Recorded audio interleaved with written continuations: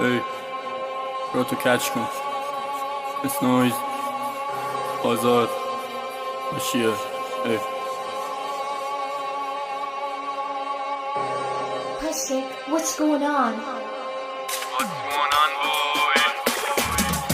جلوم وایسی میشی شهید رهبر غیب زیر زمین کسی نباید بشه حریف خودتو بکن سری قوی وضعیت فاجعه است کیرم تو مسیر خائن همه چی دروغ کاملا حرفا همه باطل صدام بلنده بازی و بردم زیاد سرعت قاضی و کشتم دستم قدرت میمونه کلن حرفات همه به تخمم آتیش میگیره بیتام سجده نکردم شیطان مشتام میخوره به سینت مثل کله کچل زیدان کارم عجیبه فنا میگن کسی نمیشه واقعا حریفه دارم وسیقه روانیم ردی راضیم را هم رپیه از سازمان فاکتا بد گوش بده آشغال پس خواستن بشم خفه من بازم صدا میره بالاتر جسد جنازه جنگ جنایت سرم بالای ده قضاوت تعریف میشه با رپ حکایت ظالم آخرش بد بگارم زندگی مغزمو میگاد تکرار میکنم حرفمو زیاد وقتش تصمیم بگیری سیاه لشکری و لشکر سیاه میزنم زمینت هر روز قاتل مقتول قوی بدجور قطع میشه اینجا دستی که بخواد بگیره دستور حقیقت تلخه میزنی زجه تیرم تو مغزت میگیره دردت میکنم رنده خنده بچه اینجا آخر خطه اینجا آخر خطه